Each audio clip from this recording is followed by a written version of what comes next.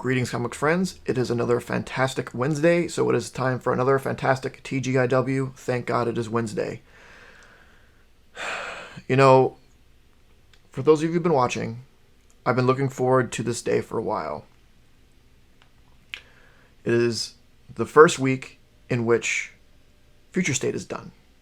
I think there might be an issue or two that kind of was late that might show up, but for the most part, Future State is done. I was looking forward to this because my stack was crazy, right? And Future State was a big part of that. So I was looking forward to today, like, oh, I'm going to have a reasonable size stack. I'll be able to get through my new stuff quickly so I can go back to reading some older stuff. Do not underestimate my power of stupidity. No Future State. No Future State. But still manage to have quite a stack. There are actually a few things that I took out of this. They were just, I don't know, some random older issues and stuff that I picked up. Nothing fantastic, but still have a beefy stack. So maybe this is just life now, Future State or not. I put too much blame on Future State. Really, the blame's right here. The blame is right here. So let's see. That's what we got. It's good stuff. It's good stuff. There's no doubt about it. But it is a lot.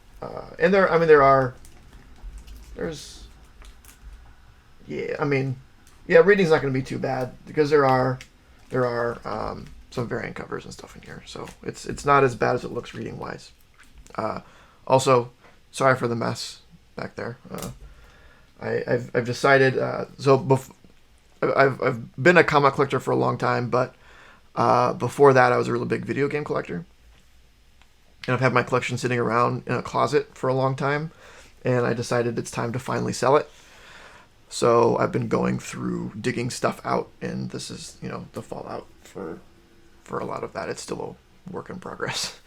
But if you're looking for any vintage systems, I might have you covered. Hit me up. All right. So the first thing I'm going to go over is probably one of the biggest things today. ENIAC number 1. So if you're not familiar with the publisher Bad Idea, I think I may have mentioned it at some point before. So Bad Idea is a small publisher with some big names that are writing for it. This has Matt Kint, pretty well known name in as far as comic writers go. But they have a very, very strange mode of operation. I believe it's also why the name of the publisher is Bad Idea, because it sounds like it's a bad idea. So in order for a shop to get books by Bad Idea, they had to jump through a lot of hoops. I think they had to take some pictures of the staff. They had to do a bunch of stuff, do some bunch of promo stuff, and all this stuff. So it wasn't just anyone could order it. You had to basically apply to be able to order books from this publisher. And then once you did, they would only ship you books to order, right? They couldn't just say, yeah, give us 50, give us 100, give us even 10. Every issue that was ordered had to be backed by a actual subscriber. So what they're really trying to do is make a comic market, cutting out, as much as they can, scalpers and flippers. And the store is not allowed to sell more than one copy to any one individual. Even second prints, right? So with ENIAC, their shops were shipped 2 versions. One with a white, the name in white, and one with the name in black. The one in white is considered to be the first print. and any ones that were ordered after like a certain limit or something like that, I'm not sure exactly how it worked, got a quote unquote second print or not first print, and which has the black label. Luckily, the way that our store did it was they gave the first prints to based upon who placed orders for it first, right? So I placed my order early enough that I was able to get in on the white label one. But so the cover price is $4, and they're really like, I was surprised at the quality. Like it's a harder stock cover. The paper quality is really good. There's no ads in it. It's like a really it's like, I don't know. It's like a high end quality product, and very, very low print run. So obviously one of my stores is a Bad Idea supplier, and they told me about it, and I was like, that sounds super cool. Sign me up. Get me everything.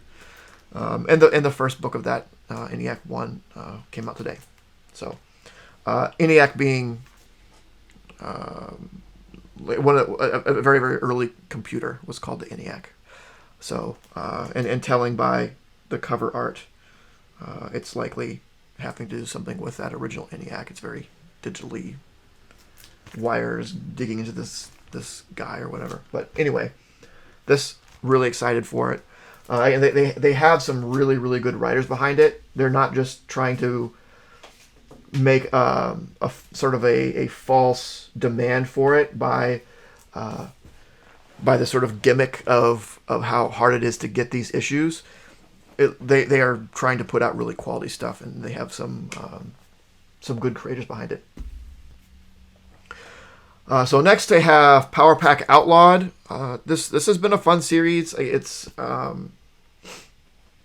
during this Outlawed event that's going on, which is the only thing that I read that is going on with Outlawed. It's basically like kid heroes can only be heroes if they have a sponsor, and Power Pack gets a sponsor who says, I'm going to help you use your powers for good. And then in the last issue, the reality is sort of revealed. But it was a really fun reveal. Fear Case number 2. This is actually another Matt Kindt joint. You know what? I think there's a third Matt Kindt in here. He had a busy month. So Fear Case 2, the first one was a lot of fun, so I decided to add it to my poll. Gwenom vs. Carnage 3. I think this is the last issue of Gwenom vs. Carnage. Another new number 1, Noctera. I read this list for this. It sounded pretty interesting, so I got this. I actually picked up 2 issues. Just the regular A cover. And then I thought this B cover was really good. I didn't get any ratio variants or anything like that. Maybe it was a bad idea. I don't know. But I did get 2 just cover price issues. This I was also really excited for. So we have Demon Days by Peach Momoko. I love Peach Momoko's art. It's something fun. It's different. I did used to really be into like anime and manga in a previous life. So getting a little bit of that in American comics is cool. She's been doing cover art for a long time. I think this is her first interior art on at least a American book. I mean, I don't know if she's done stuff in Japan or not, or how what she does for the Japanese market, but I believe this is her first actual interior art, and she's also the writer. So really interested to see that. Obviously had to get the Peach Momoko cover. It's just the regular cover. But I did also pick up the Art Germ variant because that is just freaking incredible. It's such a good... Art Germ is so good. Let's see. Dead Dog's Bite number 1. This I actually wasn't planning on getting. I don't remember reading a solicit for it. But one of my friends that works at one of my shops suggested it. She had read it either earlier today or last night when they got the books in, and said it was really good and thought that I would like it. So I trust her opinion, so I picked it up.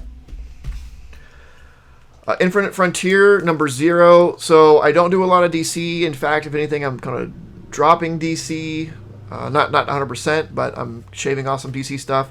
So why get Infinite Frontier? Well, if this is going to set a new status quo for the DC universe, I would like to know what that is in case I get into some more DC books in the future. I mean, I did pick up a new DC title, and I put another one on my poll. So having some idea, I'm guessing this sort of explains what Infinite Frontier really is. So I figured I should probably at least get that 0 issue. Batman 106.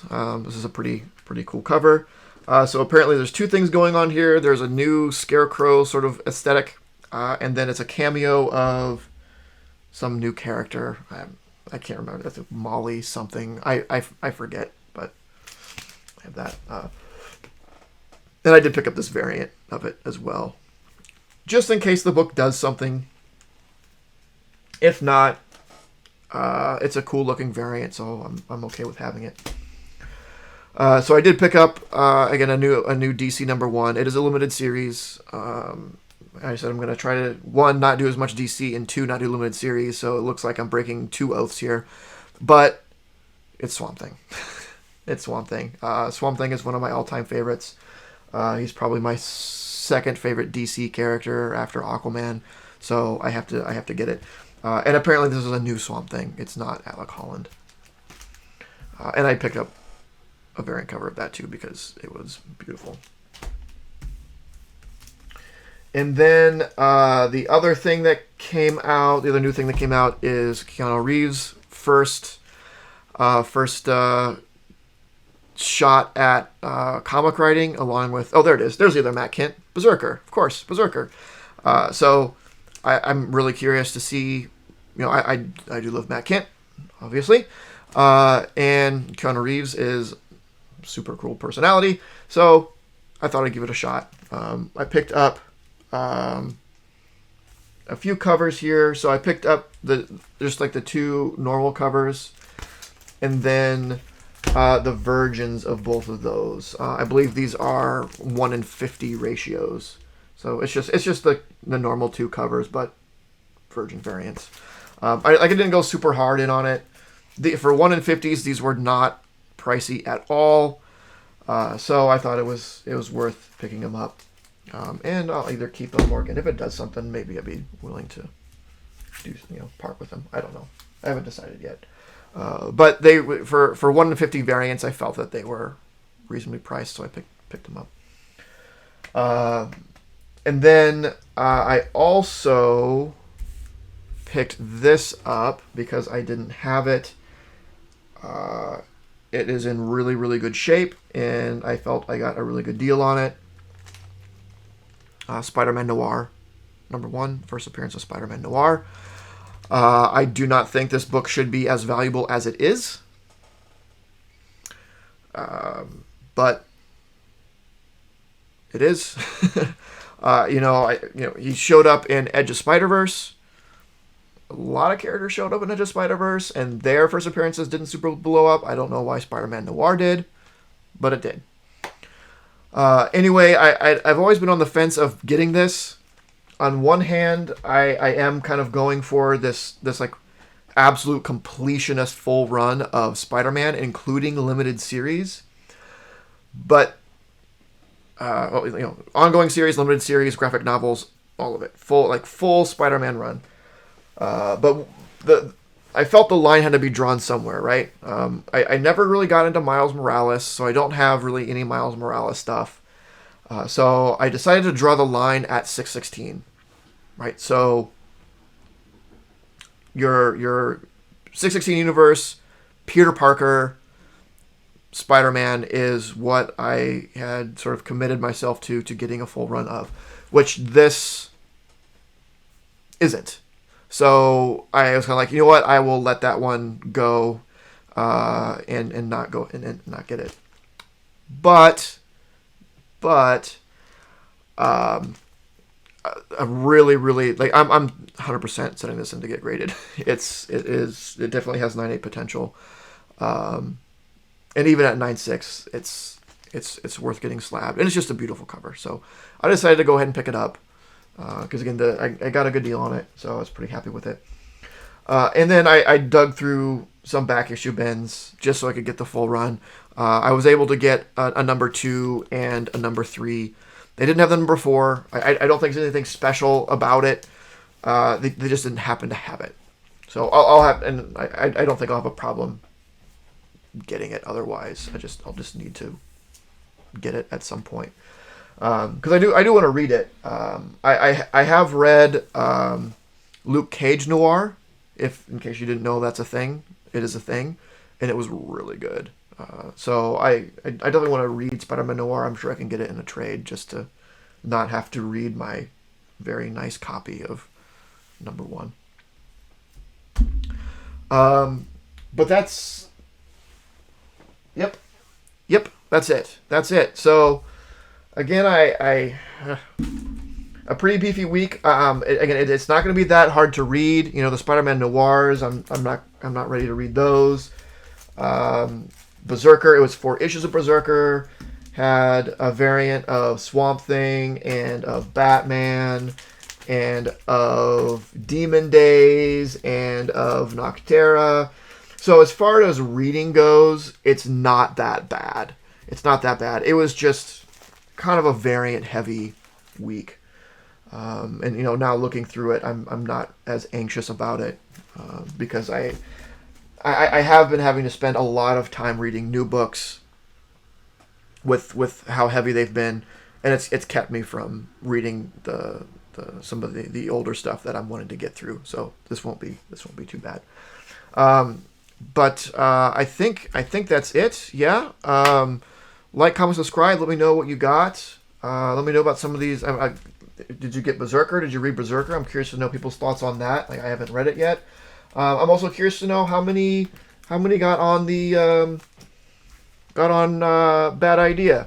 Because as it turns out, getting on Bad Idea was a good idea because this just came out today, and if you look up what they're going for on eBay, it is more than what cover price is. But which is understandable. They're all little print run, and not every store could get them. So, but if you did get on that and you got ENIAC, let me know what you thought. Once you've read it, I'd be curious to know. And that's it. So yeah, we'll call that good. Like, comment, subscribe, and of course, don't forget to make yours Titan. This video was brought to you by Titan Comic Pressing. Follow us on Facebook and Instagram at Titan Comic Pressing LLC.